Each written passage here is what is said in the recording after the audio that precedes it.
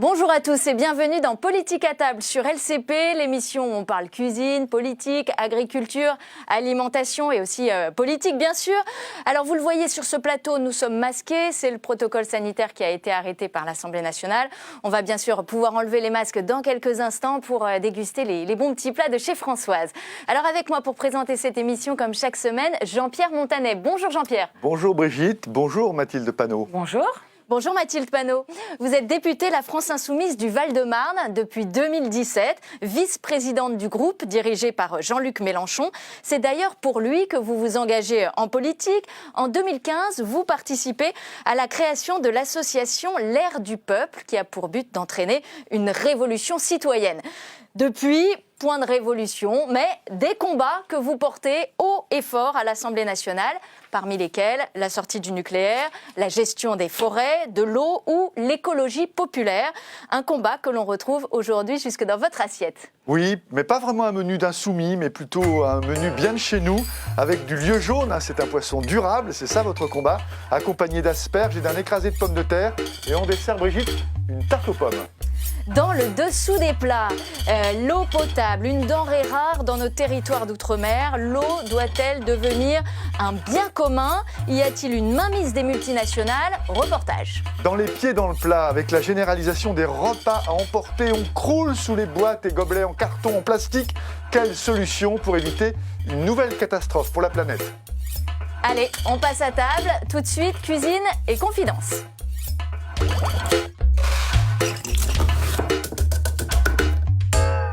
Alors, d'abord, Mathilde Panot, vous savez que nos assiettes en disent long sur ce que nous sommes et la vôtre, aujourd'hui, ne déroge pas à cette règle.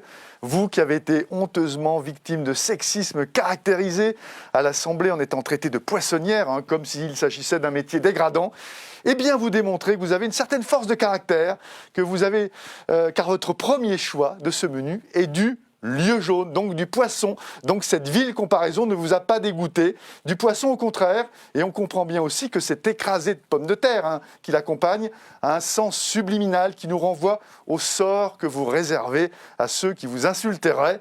Et encore, je ne parle pas du dessert, Brigitte, puisqu'il s'agit d'une tarte. Brigitte, nous voilà prévenus.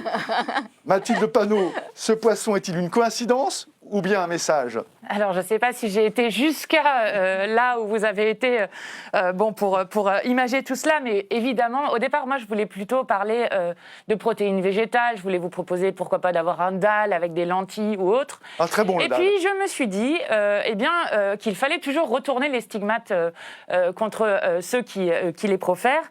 Et lorsque j'ai été qualifiée de poissonnière, une des choses que j'ai faites, en plus de demander à ce que le député en question soit sanctionné, ce qui s'est passé et qui est assez historique d'ailleurs pour l'Assemblée nationale, j'ai été passer une journée entière avec Patricia Serrault, qui est poissonnière dans le Morbihan.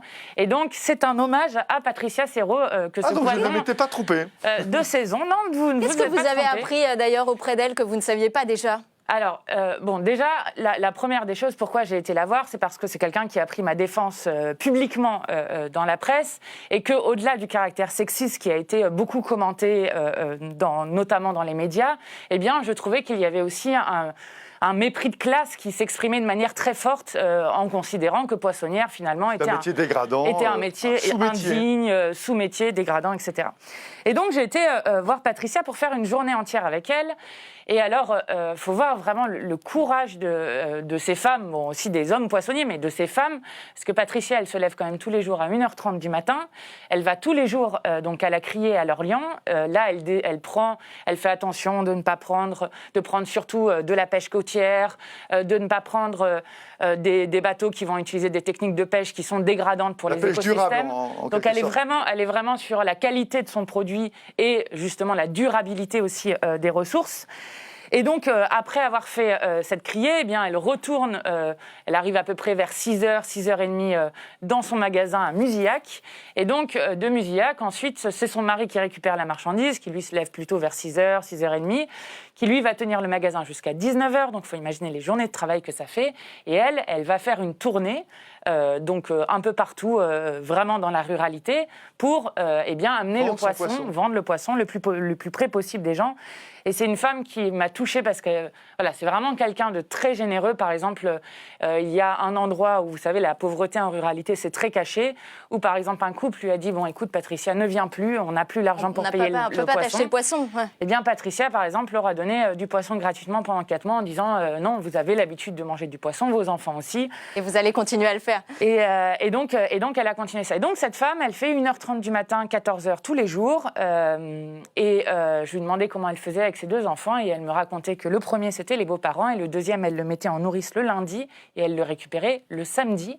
Donc elle ne le voyait qu'1 jour par semaine. Il faut imaginer les vies que c'est.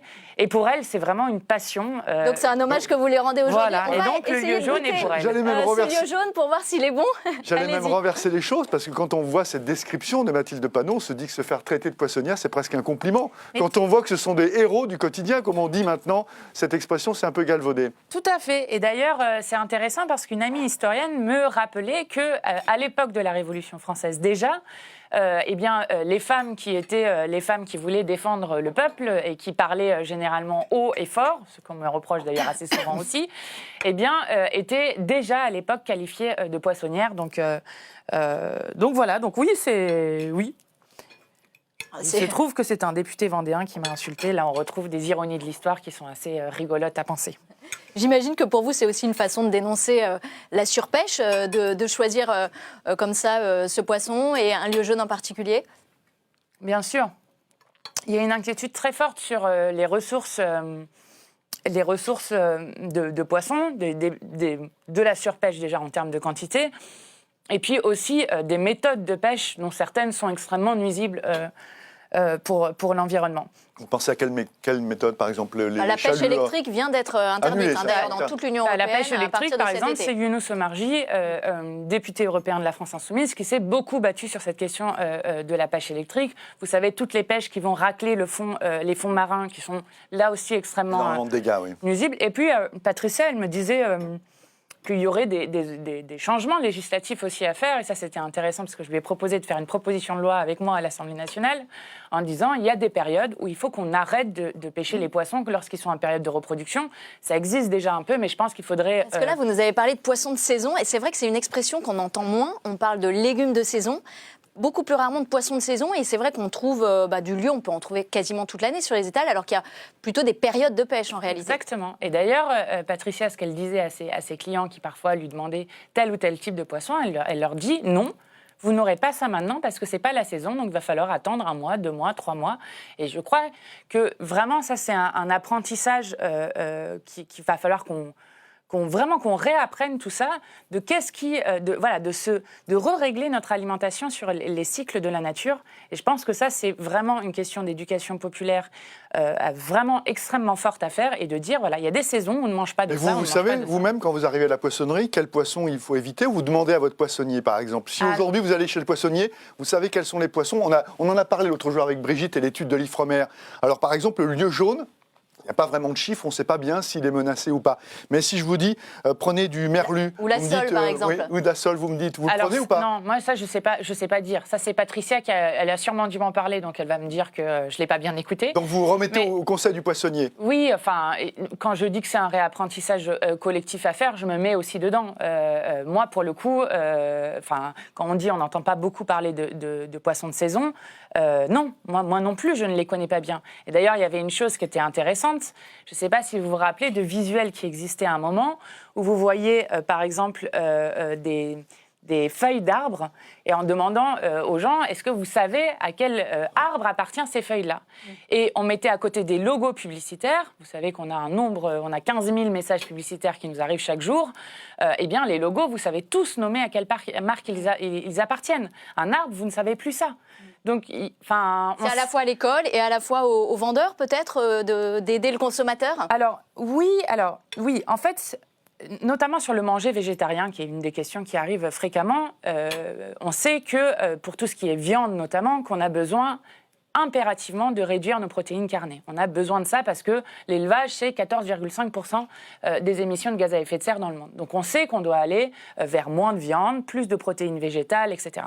C'est 40% des gestes individuels. Mais moi, je dis souvent, et c'est ça que je porte avec l'écologie populaire, c'est qu'on sait qu'à peu près un quart des choses qu'on a à faire pour faire face à l'urgence écologique sont des gestes individuels, mais que 3/4 sont des choix systémiques que nous devons faire. Et quand je parle, par exemple, de propositions de loi à faire, on a parlé de la pêche électrique et autres, le consommateur, c'est toujours bien, et effectivement, c'est bien que chacun, ça passe aussi par là, mais moi, je me base surtout pour qu'on puisse avoir des choix systémiques qui fassent notamment que les gens les plus pauvres de notre pays, eh bien, ils ne soient pas au supermarché en train de devoir choisir par rapport à leur porte-monnaie ce qu'ils peuvent prendre, en mangeant des choses avec du glyphosate, avec, voilà, qui sont absolument pas de saison, qui sont importées de l'autre bout du monde, et que vraiment, eh bien, on puisse avoir des changements qui s'appliquent à toutes et à tous. C'est pour ça que vous nous avez demandé justement des légumes de saison. Parlez-nous un peu de l'asperge, parce qu'on a beaucoup de choses à savoir. Exactement, 3 choses à savoir sur l'asperge. D'ailleurs, on nous en a servi une verte et une blanche. Il faut savoir qu'il faut en profiter parce que là encore, pour reprendre les termes de Madame Panot, cette saison. Alors, il ne s'agit pas de 2 variétés différentes. Simplement, la blanche n'a pas vu la lumière en poussant sous terre, alors que le soleil a donné cette belle teinte à la verte que l'on voit dans notre assiette, qui est récoltée lorsqu'elle dépasse 20-25 cm du sol. La deuxième chose, faut-il les éplucher? Oui pour la blanche, avec un économe, car elle peut être un peu filandreuse, et non pour la verte, qui est plus tendre. Il suffit de lui couper un tout petit peu la tige. Question cuisson, pour la blanche, eau frémissante ou vapeur, alors que la verte, elle accepte aussi la plancha ou le four. La verte a un goût plus prononcé, on peut donc la marier au parmesan ou au speck, tandis que la blanche, plus délicate, apprécie l'œuf mollet, ou une sauce mousseline, ou une petite sauce comme aujourd'hui, avec des poivrons et des tomates.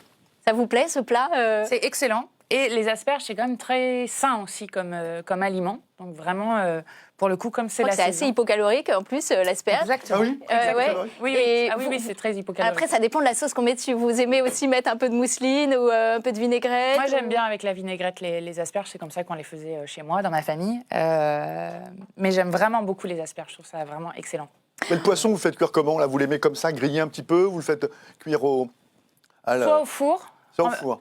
Notamment, ça peut être au four, en papillote, ce qui est fait aussi régulièrement. Ou ça peut être juste revenu. Et vous cuisinez quand même? Vous aimez ça? Alors moi, non, moi je ne cuisine pas beaucoup. Ah.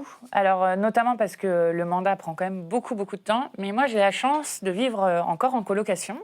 Donc je vis en colocation avec 2 amis et j'en ai un qui est un cuisinier assez extraordinaire. Et qui me dit que lui-même, que pour contribuer à la cause, eh bien, il me fait à manger.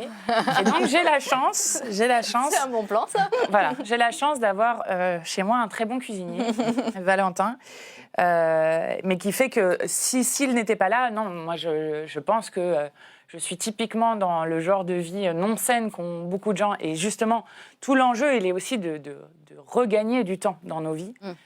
Parce que je crois que quand on parle de tous les problèmes de santé, notamment, qu'on a dans notre pays, eh bien, il y a un enjeu extrêmement fort à ce qu'on puisse regagner du temps pour cuisiner.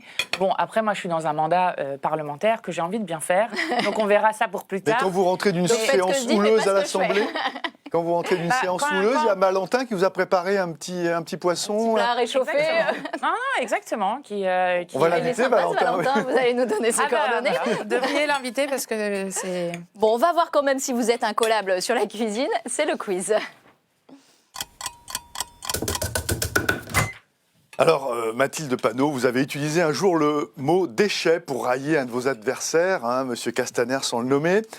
En cuisine, ce n'est pas un gros mot, le déchet. Au contraire, on utilise beaucoup les déchets, les épluchures. Laquelle de ces recettes, justement à base d'épluchures, vous semble complètement fantaisiste? A, la crème brûlée aux peaux d'asperges. B, la panna cotta, donc un dessert aux feuilles de rhubarbe. C, le gazpacho de cosses de petits pois. Ou D, tempura, c'est un beignet de racines de poireaux. Donc, quelle est la recette là complètement fantaisiste qui utilise des déchets ou des épluchures? Alors, est-ce que vous pouviez me le remettre un peu plus gros? Alors, je vais vous le lire. Crème brûlée aux peaux d'asperges. Crème brûlée aux peaux d'asperges, c'est A. Réponse B, la panna cotta aux feuilles de rhubarbe. C, le gazpacho de cosses de petits pois. Et D, le tempura de racines de poireaux. La crème brûlée aux peaux d'asperges, ça me paraît un peu bizarre, peut-être. Eh bien non, les peaux d'asperges, non. Les peaux d'asperges, vous les coupez avec un économe, vous les faites infuser dans une crème, et c'est très bon. C'est vrai? Oui, c'est la panna cotta aux feuilles de rhubarbe. Parce que les feuilles de rhubarbe, si la tige dans la rhubarbe est excellente, les feuilles sont pleines de toxines et peuvent provoquer de graves troubles, convulsions ou même soucis si vous mettez respiratoires. derrière les fourneaux, évitez la rhubarbe. Ben non, Des en feuilles plus, de on en a rhubarbe. dans mon jardin. Mais ne mangez pas les feuilles. Voilà. Surtout pas Mais les feuilles, effectivement, on alors. ne prend que les tiges, mais je me disais que peut-être... Bon, deuxième quiz pour vous rattraper maintenant, Mathilde Panot. Je suis pas sûre, mais allez-y, Lorsqu'on a un patron comme Jean-Luc Mélenchon, qui est fan de quinoa, mieux vaut être quand même bien renseigné. Alors, laquelle de ces 4 affirmations sur cette petite graine est-elle fausse? A, il est riche en fibres et en protéines. B, il se mange cru ou cuit. C, son surnom est la lentille des Incas. Et D, il est de la famille des épinards. Il est de la famille des épinards. C'est pas de la famille des épinards, si? C'est de la famille des épinards. C'est vrai? Oui. Le quinoa est de la famille des Et épinards? c'est une plante de la famille des épinards. Eh ben, je ne savais pas. Sans doute un cousin lointain, mais en tous les cas, un cousin de la famille. Et Non, la- c'était la réponse C.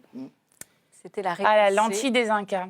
Eh bien, Voilà. nous, on était, quand j'étais Le en riz. Bolivie, on avait le quinoa royal là-bas, dont on a pas mal parlé. Mais donc voilà. Donc, je me Donc suis on dit, l'appelle le pourquoi riz pas. des Incas, Ah. et non pas la lentille des Incas. D'accord, Voilà. c'est ça le. C'était voilà, La c'était subtilité. la subtilité. Alors, on sait qu'en France, le repas occupe une large place, et particulièrement en politique. C'est souvent là que se nouent les petites et les grandes histoires. Et c'est la brève de comptoir. Alors, Mathilde Panot, on vous a demandé de réfléchir à un souvenir politique autour d'un repas. Est-ce qu'il y en a un qui vous est revenu particulièrement? Alors, c'est très compliqué parce que j'ai 1000 souvenirs de repas politiques parce que nous, mais j'imagine tout le monde On fait n'aura ça. pas le temps là. Hein. On a, après chaque meeting, après chaque débat important, après, bon, à chaque fois, eh ben, on se retrouve avec C'est un toujours repas. une occasion pour se Que ça retrouver. soit d'ailleurs avec un kebab ou avec dans une brasserie très chic, à chaque fois, on a ces temps d'échange. Ces temps d'échange qui nous manquent quand même beaucoup dans ce moment de coronavirus. Peut-être une anecdote de la campagne présidentielle avec Jean-Luc Mélenchon. Je me rappelle du jour où il a lancé l'idée qu'il fallait qu'on regarde pour faire un hologramme, et que j'avais trouvé cette idée complètement surprenante et à la fois très intéressante parce qu'il expliquait notamment que dans des pays, quand on pense par exemple aux États-Unis, qui sont des pays, alors pour faire une campagne présidentielle, il faut imaginer les distances qu'il y a à parcourir, et bien que, et je crois que c'est vrai, que le hologramme pouvait révolutionner la vie politique à l'avenir.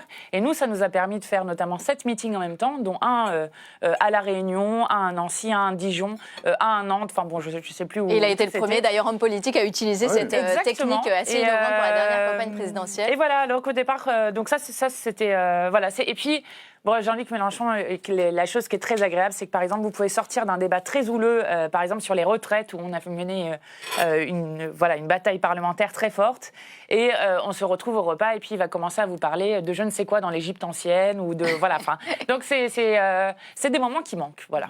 Dites-moi, on parlait politique à table quand vous étiez petite à la maison? Non, pas beaucoup. Pas beaucoup. Pas beaucoup, non. Qu'est-ce qui vous a donné envie de vous engager? L'associatif. Moi, c'est l'engagement associatif. Moi, au départ, je me suis engagée. Vous avez fait parce Sciences que Po quand même. Vous êtes pas Oui. tombée là par hasard?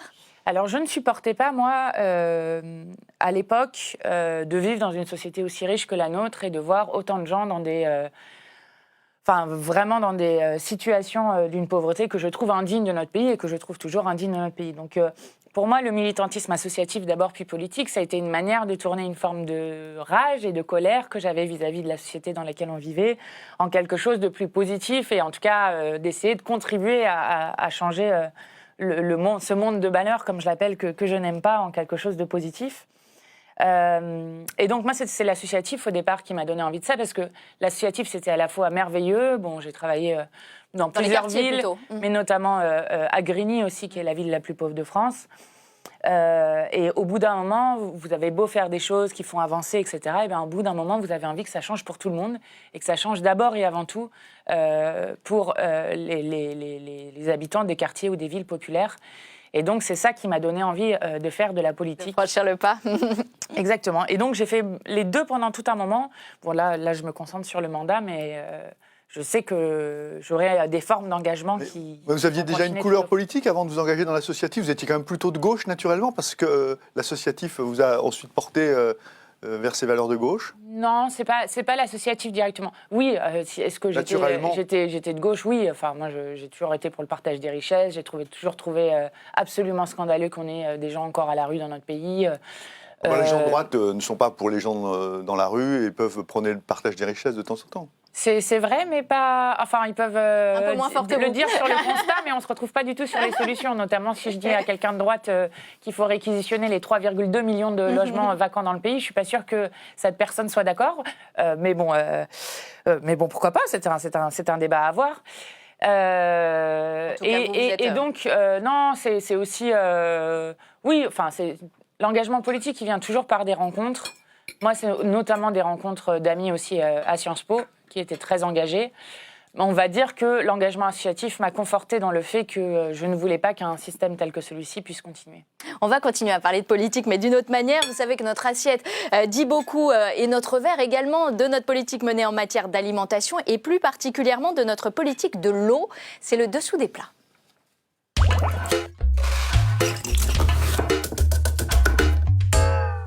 Alors l'eau potable, une évidence dans un pays développé comme la France, et pourtant, dans nos territoires d'outre-mer, il est impossible d'en consommer toute la journée et partout. Il faut attendre son tour. En cause, un réseau vétuste et une gestion calamiteuse. Reportage en Guadeloupe de Clément Perrault.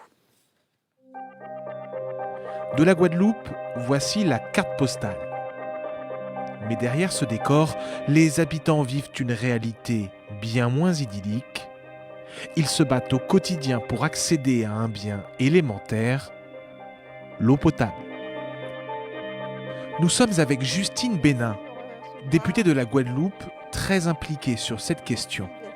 Elle rencontre Catherine Jouab. Cette habitante va lui montrer ce que signifie vivre là, j'en ai. Mais à 18h, on en reste. Au rythme des coupures d'eau. Là, c'est pour une journée totale. On doit s'organiser. Je vous montre aussi mes réserves. Ça, c'est pour faire ma semaine. Et ça fait combien de temps? Je suis là depuis 2013 et c'est comme ça en fait. C'est un tour d'eau.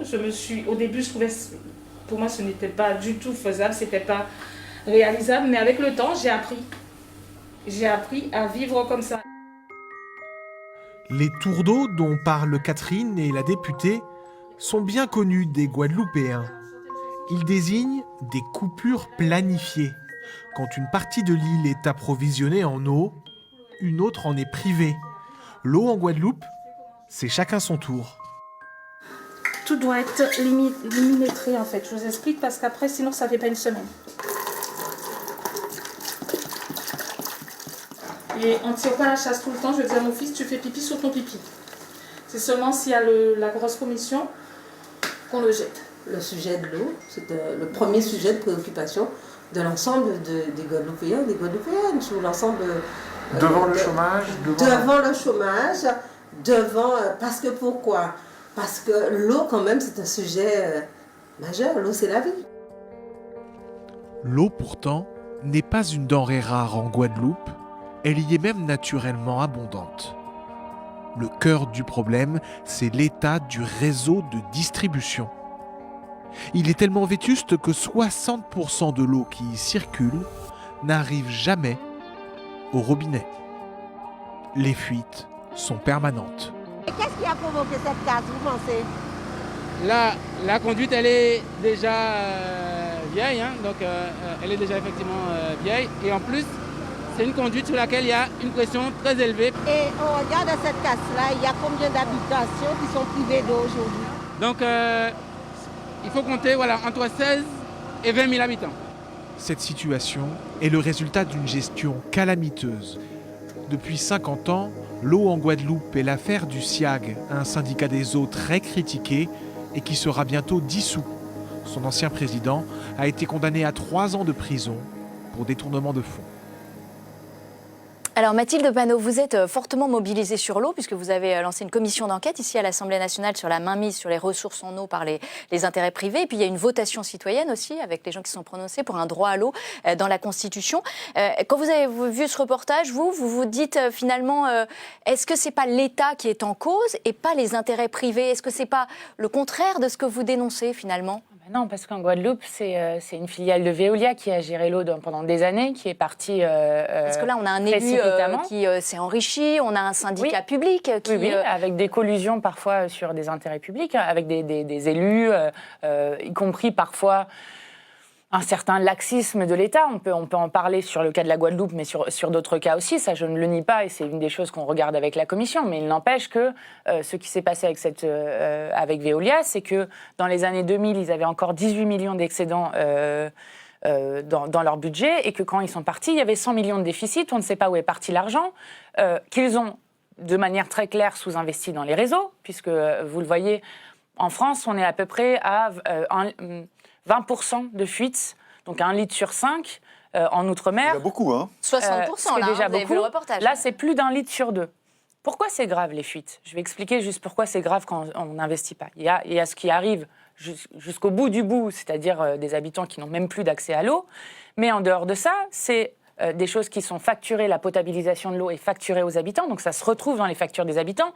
Et vous comprenez que vous n'avez pas toujours intérêt à réparer les fuites aussi rapidement que possible, puisque c'est sur le volume global que est payé le délégataire privé. Vous voulez dire qu'ils s'enrichissent même sur l'eau qui part n'importe où dans la terre, même si elle n'arrive pas dans l'évier. Bien sûr. Est-ce qu'on pourrait forcer les multinationales à investir dans le réseau? Oui. Parce que ce n'est pas le cas aujourd'hui. Oui, ça, c'est une des choses qu'il faudrait absolument faire. Et l'autre problème, c'est quoi? C'est que des gens pourraient se dire, ça retourne à la nature, c'est pas très grave. Sauf qu'entre-temps, déjà, une eau, ça met du temps à revenir soit à la nappe phréatique, soit à la rivière. Oui, ça va pas alimenter les nappes. Et entre-temps, ça va se charrier des différents pesticides qu'on peut trouver. Et vous savez qu'un des grands problèmes en Guadeloupe, qui n'a pas été évoqué dans le sujet, mais qui est quand même un problème majeur, c'est la question du chlordécone. Chlordécone qu'on a utilisé jusqu'en 1992-13 dans les Antilles, qui fait que les Antilles ont aujourd'hui le plus fort taux de cancer de la prostate. On a consacré une émission avec Serge Letchimy à ça. Super. Et qui, du coup, a pollué les eaux et les sols. On estime ça à peu près à 700 ans, donc il y a un vrai souci. Mais c'est quoi le but de votre commission d'enquête, du coup? Notre commission d'enquête, elle vise, à lancer l'alerte sur cette question. Nous, on a lancé l'alerte sur les Outre-mer. Faut s'imaginer quand même, pour que tout le monde se rende bien compte, je vais finir là-dessus et puis je vais continuer sur votre question.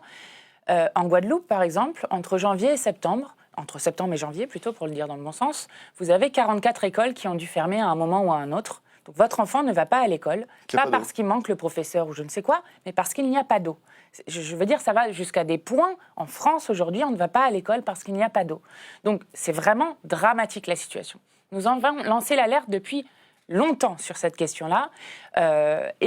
Donc cette commission, elle sert d'abord et avant tout à lancer l'alerte sur la question parce que l'eau est en danger du fait du dérèglement de ces cycles qui est lié au dérèglement climatique, donc sur la question de la quantité, mais surtout sur la qualité. Je parlais des pesticides, du chlordécone. Il y a vraiment une inquiétude très forte sur la qualité de l'eau. Le droit humain à l'eau est déjà bafoué dans notre pays, on le voit pour les Outre-mer, mais on estime qu'il y a 300 000 personnes qui n'ont pas du tout d'accès à l'eau potable et 2 millions qui ont du mal à payer les factures, qui ont un mauvais accès à l'eau. Et donc, nous, on veut lancer l'alerte sur cette question-là. Et quand vous avez des multinationales qui ont la gestion de l'eau dans les villes, avec des taux de fuite quand même plus importants, il faut comprendre, lorsque vous avez une régie publique, vous n'avez pas de directeur commercial, vous n'avez pas les mêmes taxes qui sont répercutées sur les prix, donc des prix pour les usagers qui sont plus chers. Vous voulez quoi, remunicipaliser l'eau? Reétatiser l'eau? C'est ça ? Remunicipaliser l'eau. Ce qui se passe d'ailleurs dans le pays, les délégataires privés, Veolia, Suez, Lassor, ont perdu la moitié de leur contrat en 20 ans. Donc la tendance va déjà vers la régie publique, mais 60% des habitants de notre pays sont encore en délégation privée. Ça, c'est la première chose. Vous avez d'autres cas de mainmise sur l'eau qui sont très inquiétantes. J'ai été à Vittel et à Volvic, où vous avez Nestlé et Danone qui vont pomper directement dans la nappe phréatique pour vendre de l'eau en bouteille, qu'ils exportent à 70% à l'étranger, et qui pompent le plus pendant les périodes de sécheresse. Ils sont exemptés des arrêtés sécheresse qui demandent justement qu'on fasse des efforts, des économies d'eau. Donc vous avez d'un côté le petit maraîcher qui, lui, n'a pas le droit d'arroser ses tomates et ses laitues, et de l'autre côté, une multinationale qui, elle, a le droit de continuer de pomper autant qu'elle veut, avec des effets sur les activités économiques très fortes. Vous avez, par exemple, à Volvic, une pisciculture vieille du XVIIe siècle qui a fermé, avec les emplois qui vont avec, puisque 5 mois par an, ils n'ont plus d'eau. Vous avez des villages entiers qui sont acheminés, dont l'eau est acheminée par camion-citerne. Alors ça, c'est dans le Doubs, c'est un déplacement que vous avez fait d'ailleurs. Ouais, Parce que les nappes phréatiques sont vides, alors? Alors là, le Doubs, c'était Jean-Luc Mélenchon qui l'avait fait. Nous, on a fait la Durance récemment. Oui, parce qu'en fait, on a un problème de qualité, de quantité de ressources. On a des épisodes de sécheresse qui sont en train de se multiplier. Et donc, il y a une question Mais il y a de aussi la des priorité. épisodes, c'est du dérèglement climatique, il y a aussi des épisodes forts de précipitation. En fait, il faudrait peut-être aussi mieux capter l'eau, non? Avec des dispositifs de stockage davantage? Oui, mais en fait quoi que vous fassiez, vous allez avoir une tension très forte sur la ressource en eau. Vous n'avez qu'à regarder, toutes les études le montrent. Donc il faut avec réduire un sa stress consommation. hydrique. 2050, 2 milliards de terriens qui seront soumis à des pénuries d'eau. Je rappelle juste, 2 pour que milliards tout le monde d'hommes. en ait bien conscience, qu'aujourd'hui, il y a plus de gens qui meurent dans le monde du fait d'une manque eau d'eau. de mauvaise qualité De ou quelle de mauvaise manque d'eau, qualité ou manque d'eau, que de gens qui meurent du Covid-19. C'est un sujet à prendre sérieusement. Et donc, la question, c'est, si on acte ça, ce que disent les scientifiques, à partir de là, il faut quand même réfléchir à notre usage de l'eau. Est-ce qu'on considère qu'un usage de l'eau, pour mettre de l'eau en bouteille à exporter à l'étranger, est plus important que l'usage de l'eau qui va aux habitants, que l'usage de l'eau qui va pour l'agriculture locale, ou que l'usage de l'eau qui va être, je vais mettre les pieds dans le plat, mais surtout, il va falloir réfléchir comment est-ce qu'on va refroidir nos centrales nucléaires, il va falloir... Enfin, je veux dire, c'est une question extrêmement forte. Donc, il va falloir qu'on fasse des choix démocratiques, mais des choix forts sur comment est-ce qu'on réglemente les choses pour éviter de gaspiller l'eau, pour bien prioriser les usages, parce que la loi de 2006 qui priorise les usages, elle n'est pas du tout respectée, et il va falloir mettre des stops à des multinationales. Donc, les multinationales, par exemple, mais aussi Vittel. responsabiliser les gens, finalement, et réduire peut-être aussi sa consommation, non? Alors, oui, par exemple, vous avez la Confédération nationale du logement avec qui on a fait la votation citoyenne. Eux, par exemple, un des conseils pratiques qu'ils donnent aux gens, que je trouve intéressant à diffuser, c'est par exemple, les gens mettent des briques dans leur chasse d'eau, ce qui évite qu'ils mettent... Oui, ils du coup, dépensent moins d'eau. ils utilisent que la moitié de l'eau. Oui, mais là encore, je reviens sur les questions d'organisation collective systémique et les questions individuelles. Quand vous avez, qui part en fuite chaque année, la consommation annuelle de 18,5 millions d'habitants, il y a quand même des questions à se poser sur la rénovation des réseaux. Et à la vitesse à laquelle on l'a fait aujourd'hui, on a besoin de 150 Mais ans si pour... l'État répare son réseau, ça va coûter encore plus cher. L'eau va coûter encore plus cher, non? Eh bien non, pas forcément. Pourquoi? Parce que nous, ce qu'on propose, c'est d'avoir, si le droit à l'eau est vraiment appliqué dans notre pays, nous, on propose, on propose de supprimer la part fixe, de mettre en place les premiers mètres cubes d'eau gratuits, indispensables à la vie, gratuits, et ensuite d'avoir une différenciation des usages. Ce n'est pas normal, par exemple, d'avoir un usage industriel ou un usage de confort du type piscine qui valent la même chose qu'un usage indispensable à la vie. Mais Mathilde Panot, comment vous allez faire? Parce qu'il y a un autre fléau qui guette, c'est la marchandisation de l'eau. On voit bien en Australie où l'eau est cotée en bourse, on peut spéculer sur des pénuries, le prix de l'eau a augmenté. Qu'est-ce que vous comptez faire? C'est là qu'intervient par exemple ce droit à l'eau que vous voulez faire rentrer dans la Constitution. La Slovénie par exemple a inscrit ça dans sa Constitution. C'est un de vos combats, ne pas laisser le marché réguler le prix de l'eau? Oui, je crois que c'est très important. Et pour le coup, on doit tirer des leçons de ce qui se passe en Australie et de ce qui se passe depuis décembre en Californie. Oui, ils ont imité le modèle australien, la Californie. Exactement. Depuis décembre, on peut spéculer sur l'eau là aussi. Donc l'Australie, c'est le premier pays au monde à avoir mis en place des marchés de l'eau avec des spéculations. Une des choses qui avait quand même beaucoup frappé, je le redis juste pour mémoire, mais c'est que pendant les méga incendies en Australie, eh bien, ils avaient décidé de vendre une quantité d'eau absolument incroyable à un fonds de pension canadien, alors qu'on en avait vitalement besoin pour faire face aux méga incendies qu'il y avait en Australie. Ces marchés de l'eau sont extrêmement dangereux. Quand on spécule sur l'eau, après, derrière, vous avez des agriculteurs qui sont pris la main à la gorge, qui doivent arrêter leurs activités, etc. Pourquoi est-ce que nous, on se bat pour que ça soit inscrit dans la Constitution comme un bien commun? C'est parce qu'il faut sortir l'eau de la loi des marchés. Il faut sortir l'eau. Croire qu'on va régler un problème aussi important que celui-ci en faisant confiance à la main invisible du marché, tout ce qu'on nous raconte, à la libre concurrence, à la concurrence libre et non faussée, est complètement... illusoire et dangereux. Et c'est pourquoi, nous, on a milité, on a fait cette votation citoyenne, dont le résultat est tombé hier. Exactement, avec 300 000 votants. Voilà, près de 300 000 votants, 99,6%, c'est stalinien comme résultat, qui disent oui et on veut inscrire l'eau dans la Constitution. Mais qu'est-ce que vous allez en faire de ce résultat maintenant? Alors, on a déposé ce résultat symboliquement hier devant le ministère de la Transition écologique et solidaire, mais évidemment, c'est un combat qui ne s'arrête pas là. Mais ce qui était très intéressant dans notamment tous les points de bureau de vote qu'on a fait un peu partout dans le pays, c'est de se rendre compte que, certes, en Outre-mer, ils sont en première ligne, c'est les concitoyens en première ligne de la République et de ce que ça veut dire le manque d'eau, mais que les gens ont une conscience bien plus forte de l'alerte qu'on doit avoir sur cette question-là. Ça leur parle immédiatement, ça a donné lieu à des discussions très intéressantes.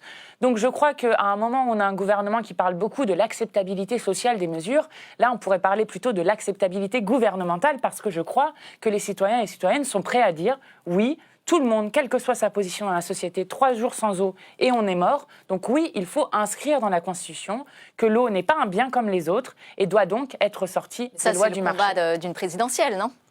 Eh bien, c'est effectivement un des fils rouges qu'on a choisi dans cette présidentielle. Je crois que l'eau est un des problèmes écologiques les plus concrets qu'on puisse voir, et qu'à partir de la question de l'eau, on a bien sûr la question démocratique de à qui appartient l'eau, qui contrôle ce qui se passe avec l'eau.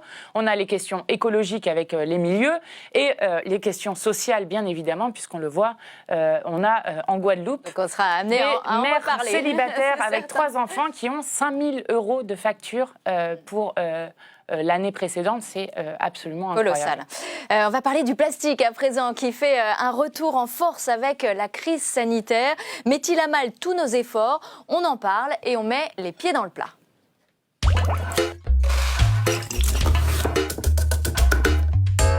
Avec la fermeture des restaurants et la généralisation des plats emportés, jamais, Mathilde Panot, nos repas n'ont produit autant de déchets, gobelets, boîtes, couverts. Certains sont en carton, en bois, mais d'autres en plastique, beaucoup plus compliqués à recycler.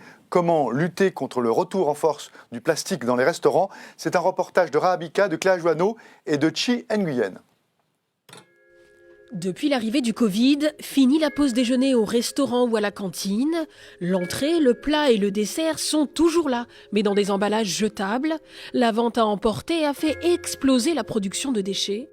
Pour Clara Marcoux de l'association Réseau Consigne, la crise sanitaire a mis à mal les avancées sur la réduction de déchets et le recyclage. Tout n'est pas recyclable. En plus, ce sont des emballages qui sont sales parce que ça a contenu de la nourriture, etc. dedans. Donc il y en a beaucoup finalement qui vont se retrouver dans la nature. Certains n'ont pas cédé aux sirènes du tout jetable. Aux marmites volantes dans le 19e arrondissement de Paris, on fait appel aux bonnes vieilles méthodes. Les clients repartent avec leur repas dans ces petits bocaux bleus. On les utilise en consigne, on les propose à nos clients qui viennent chercher à emporter. Donc ils ont le choix en fait, ils payent une consigne de 2 € pour le plat dans des grandes boîtes ou une petite boîte pour les desserts et les entrées. Une somme que les clients ne payent qu'une fois. À chaque passage au restaurant, ils rapportent leurs bocaux utilisés qui sont remplacés par des propres. Et je viens de ramener des boîtes. Quand on se rend compte que acheter à emporter ou se faire livrer, c'est générateur de vraiment une masse de déchets, c'est totalement évident en fait. D'autres n'ont pas encore sauté le pas. Parce qu'on n'a techniquement pas le temps d'aller, de revenir, de rapporter les plats et les boîtes. Pour le restaurateur, cela coûte un peu plus cher que le tout jetable, mais la consigne, c'est avant tout un acte engagé. Ça nous coûte à peu près environ par mois 300 € en plus, mais c'est pas grave parce que ça s'inscrit tout à fait dans notre démarche de développement durable et de faire le moins de déchets possible. Ces boîtes consignées sont louées à cette entreprise. Elle vient chaque semaine en livrer de nouvelles et récupérer les usagers. Bonjour. Alors, on est en train de faire l'échange entre les boîtes propres qu'on reçoit de Réconcile et les petites boîtes sales que je lui rends pour qu'ils aillent les nettoyer au sein de leur entreprise. Sur les 14 000 restaurants parisiens, seule une dizaine utilise la consigne. L'entreprise parie sur un changement de mentalité. Aujourd'hui, les consommateurs, ce qu'on note, c'est qu'ils en ont clairement marre de remplir leurs poubelles avec du papier, même du carton. Pourquoi jeter un emballage à chaque fois qu'on l'utilise alors qu'on ne va pas jeter sa chemise tous les soirs en rentrant du travail Avec la consigne, ce restaurant a réduit ses déchets de 300 kg par mois. 2 tiers des clients l'utilisent. Mathilde Panot, j'imagine que vous avez été confrontée à ce dilemme. Comment ne pas se retrouver avec une montagne de déchets quand on veut juste déjeuner d'un petit riz basmati ? Comment vous faites ? Vous avez une solution, vous ? Je pense que le système de consigne est vous l'appliquez vous-même une excellente solution. Non, moi je ne l'applique pas moi-même. J'essaye le plus possible de manger à la maison, mais quand je ne peux pas, non, je ne l'applique pas. Le système de consigne est une excellente solution. Vous savez, il y a plein d'endroits, bon là on est en temps de Covid, mais il y a plein d'endroits, mais ça revient à peu près au même, où les gens, notamment dans les magasins en vrac, vont avec leurs propres contenants acheter... Mais ça, pendant la crise sanitaire, c'est pas très hygiénique, si ? En tout cas, je pense que le système de consigne avec la crise sanitaire est plus adapté tel qu'il est fait là à ce moment-là. Mais même avant la crise sanitaire, on était sur une interdiction des plastiques à usage unique en 2040. Autant vous dire que... Ce ne sera jamais tenu, cet objectif, vous pensez ? Mais c'est délirant de mettre un objectif aussi loin. Non, mais vous avez une liste de produits qui ont été interdits depuis début Alors, 2020, 2021. déjà, les fourchettes, les gobelets, tout ça, c'est interdit. Oui. Sauf qu'il faut épuiser les stocks. C'est pas très coercitif, c'est vrai. C'est pas très coercitif. Mais maintenant, on trouve de plus en plus de couverts en bambou, en bois. On est incapable d'y parvenir quand on voit là les déchets. Comment ? On est incapable d'y parvenir quand on voit là aujourd'hui les déchets, alors même que certains, comme le dit Jean-Pierre, ont déjà été interdits en 2020. Oui, mais pourquoi ? Alors déjà la première chose, mettre une date comme 2040, pourquoi je dis que c'est aberrant ? C'est parce que vous imaginez bien, vous êtes restaurateur par exemple, et on vous dit dans 20 ans, il va falloir interdire les plastiques à usage unique. Est-ce que vous allez faire quelque chose maintenant ? Absolument pas. Donc ça, c'est la première des choses. Or, il y a une urgence quand même sur le tout jetable qui est quand même très très forte. Il va falloir arrêter avec ce modèle de tout jetable. D'autant plus, je le rappelle pour tous ceux qui cherchent des solutions techniques. Tous les gobelets, toutes les cuillères sont interdits depuis janvier 2021. Oui, mais moi... Donc c'est quand même pas mal, ça. Non, mais moi, les pailles, on en voit moins dans les bistrots, dans les restaurants. Oui, mais excusez-moi, mais moi j'appelle ça l'écologie de la touillette. Il va falloir aller un peu plus vite que ça. Donc ça, c'est la première des choses, c'est que... il va falloir mettre des objectifs beaucoup plus proches et plus rapides. Deuxième des choses, là aussi, on a un rôle d'accompagnement de l'État qui est important. Par exemple, quand on parle de la consigne, vous savez, en Alsace notamment, il y a encore un système de consigne, notamment sur des bières, des jus, etc., qui est encore très fréquent. Mais avant, vous aviez peut-être 90% des sodas, il y a quelques années dans notre pays, qui étaient faits avec du verre. Vous connaissez peut-être, en 1936, il y avait une compagnie de bière qui a commencé à faire une publicité sur les premières canettes de bière. On voit deux jeunes hommes bien fringants près d'un lac et on voit le jeune homme qui est en train de jeter sa canette dans le lac parce que tout ce qui avait été fait autour de la publicité sur la canette, tout ce qui est jetable, c'était justement de dire « vous pouvez jeter ça n'importe où, c'est pas grave, ça n'a aucune importance ». Nous savons que c'est faux. Nous savons que ça fait une pression sur les ressources extrêmement forte. Et donc, par exemple, qu'est-ce qui empêche le développement de la consigne en verre aujourd'hui ? C'est le fait d'avoir des laveries sur le territoire, d'avoir de l'aide pour qu'on réinstalle ces petites laveries partout. Deuxième chose, d'avoir laissé, pour le coup, là, les acteurs privés décider d'un marketing. Alors, on va faire la bouteille goutte d'eau, 20 centilitres, la bouteille à prendre à votre main, 35 centilitres.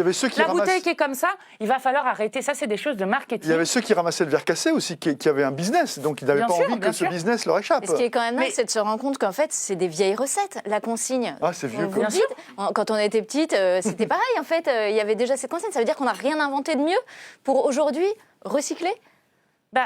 Non. Est-ce qu'on n'a rien inventé de mieux ? En fait, le recyclage est et il faut absolument en faire, hein, j'ai pas dit ça, mais quand vous regardez sur la question des ressources, le réemploi est beaucoup plus intéressant en termes de création d'emplois, en termes de pression sur les ressources qui sont finies, hein, c'est quand même ça. Nous ne vivons pas dans un monde aux ressources infinies, nous vivons dans un monde aux ressources finies. Donc il va falloir qu'on se rentre ça dans la tête. Et donc d'abord le réemploi, c'est d'abord cette solution qu'il faut utiliser plutôt que le recyclage, puis après vous trouvez les pires, quand vous incinérez, quand vous enfouissez, etc.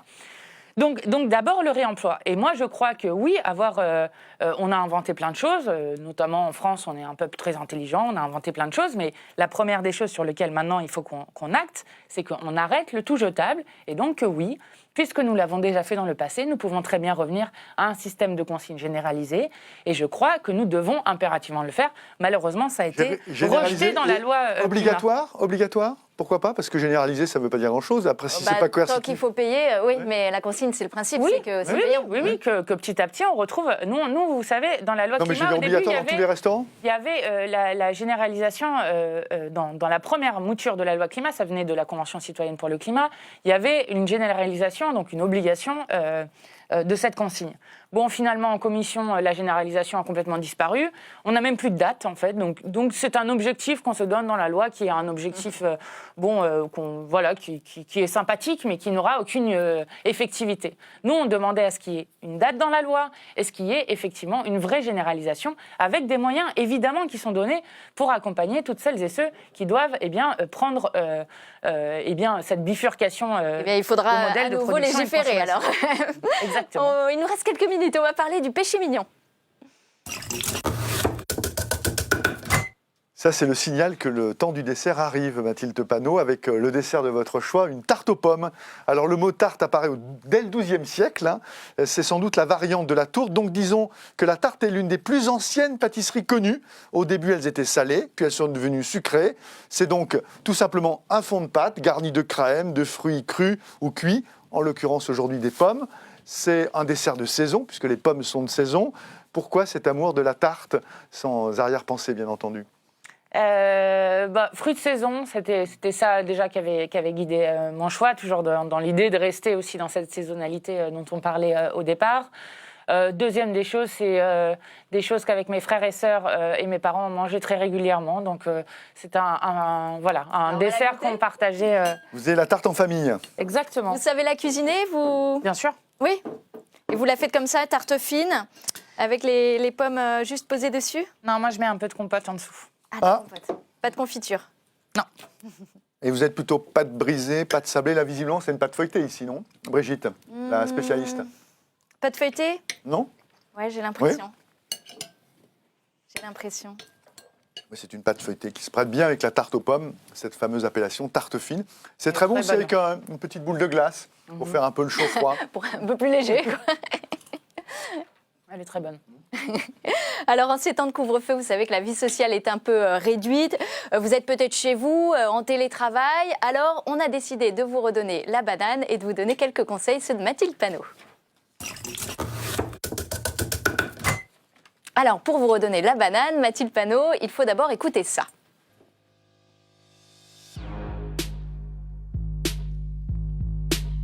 Vous en avez assez, hein? Vous avez assez de cette bande de racailles. On va vous en débarrasser. On devrait vous nettoyer au Karcher. Le jour où le peuple se réveille, vous allez prendre cher. On a le sentiment qu'aller voter, c'est choisir par lequel d'entre vous on veut se faire entuber. Républicain ou PS, rangez vos promesses dans vos sacs Hermès. Alors, je vous avoue qu'on a été un peu étonnés par votre choix. C'est Kerry James, c'est ça? En gros, il balance tout le système politique. Mais vous en faites partie, vous, de ce système politique? Aujourd'hui, oui. Mais moi, je suis une militante de la révolution citoyenne. Je prône une constituante, donc le fait que le peuple puisse réécrire les règles du jeu. Constituante dans laquelle aucun des parlementaires déjà élus, donc y compris moi, ne pourra siéger et s'engagera à ne pas être élu parlementaire après cette constituante pour qu'il n'y ait pas de conflit d'intérêts. Donc je sais pas si ça redonne la patate parce que j'avais pas compris que c'était forcément ça. Il y a plein d'autres choses à écouter. Écoutez Respire de Gaël Faye, c'est un truc super. Mais moi j'adore cette chanson. Le texte, allez lire le texte de Kerry James. Ah oui, il est vraiment très beau. Mais c'est vrai qu'il y a des formules qui choquent un petit peu. On a des députés qui sont jetés en pâture avec racaille, effectivement un peu tout pourri. Oui, mais c'est pas un peu le jeu du Front National? Alors pas du tout. Pourquoi c'est pas du tout le jeu du Front National? Je rappelle que c'était une phrase qui avait été dite par Sarkozy et qui stigmatisait. La première phrase. Ensuite, le rappeur. Mais oui, mais pourquoi est-ce qu'il dit racaille, justement? Il dit racaille parce qu'un politique parle aux gens des quartiers populaires, en tout cas c'est comme ça qu'ils l'ont vécu, parle aux gens des quartiers populaires en disant « vous n'êtes que des racailles ». Eh bien, je crois que dans l'idée, justement, de reprendre une caractéristique qu'on vous donne en leur disant « en fait, c'est vous qui êtes en train, justement, de détruire nos horizons d'avenir », je crois, voilà, c'est une chanson assez dégagiste. Si vous m'aviez dit, est-ce que c'était une chanson qui devait donner la pêche? C'est une vraie chanson d'insoumise, en tout cas. J'aurais peut-être pas choisi celle-ci, mais cette chanson, je crois qu'elle exprime la colère des quartiers populaires de se faire assigner à une place. Moi, je refuse qu'on assigne les gens à une place, et je refuse d'être dans une république où on a décidé que ce n'était pas grave que 50% des gens ne votaient plus, surtout les gens les plus pauvres, et que finalement on laisse tomber, moi à Grigny j'ai eu ce sentiment-là, la République sociale a laissé tomber les gens qui habitent à Grigny, je le refuse. J'y reviens, vous êtes rentré dans ce système finalement, est-ce que vous avez l'impression d'avoir fait changer les choses en entrant dans le système politique actuel ? Alors, changer les choses, non, parce que je ne vous apprendrai rien en vous disant qu'aucune de nos propositions de loi, aucun de nos amendements n'est accepté. Par contre, donner l'envie à beaucoup de gens de s'intéresser à ce qui se passe, notamment à l'Assemblée. Il y a plein de gens autour de nous qui ne regardaient jamais l'Assemblée nationale et qui, du coup, s'intéressent au débat, où on essaye justement de faire arriver dans l'Assemblée ce qui se passe comme lutte, comme combat qui existe, et de faire sortir aussi ce qui se passe dans l'Assemblée à l'extérieur. Ça, je crois qu'on a réussi ça. On a réussi à démontrer que tout le monde pouvait faire de la politique. Moi, vous l'avez dit, j'ai fait Sciences Po, mais il y a aussi Caroline Fiat, première aide-soignante de toute l'histoire de l'Assemblée nationale élue. Vous avez Adrien Quatennens qui travaillait dans un call center à EDF, etc., etc. Bon, ça, c'est l'ensemble de l'Assemblée. Il y a des agriculteurs, il y a oui, mais regardez, peut-être moins diversifié qu'avant, mais il y a aussi regardez les statistiques de groupe en termes de justement occupation professionnelle et aussi en termes d'âge. Vous verrez que notre groupe a des particularités assez fortes, notamment nous avons plus de jeunes que la moyenne, et nous avons aussi des gens, Jean-Hugues Grattenon qui était au RSA activité avant, je ne pense pas qu'il y en ait beaucoup dans l'Assemblée nationale. Ça, c'est la deuxième chose. Et la troisième chose, c'est que, moi, en tout cas, c'est ce pourquoi je combats, et que j'arrive à continuer ce combat dans l'Assemblée, c'est de faire vivre le fait que non, nous ne sommes pas condamnés à vivre comme ça. Que oui, il existe une alternative à ce que nous sommes en train de vivre et que la démocratie, c'est différents chemins qu'on peut choisir et qu'il existe toujours un chemin alternatif. C'est ce que nous essayons d'incarner, un chemin humaniste qui prône le partage des richesses, la 6e République, la bifurcation écologique et solidaire. Donc c'est ce qui, moi, me fait me lever chaque matin. Et je crois qu'avec cette expérience que nous avons à l'Assemblée, que nous sommes plus près que jamais, puisque maintenant nous n'avons pas seulement des mesures d'un programme, mais aussi beaucoup de propositions de loi pour les mettre en place. Merci Mathilde Panot. Je rappelle que votre série, la série de votre choix, c'était Lupin d'Omar Sy, pour ceux qui ne l'ont pas encore Gentleman vu. cambrioleur. Exactement. Merci à vous d'avoir accepté notre invitation. Merci à vous tous de nous avoir suivis. On se retrouve bien évidemment très prochainement pour un nouveau Politique à table.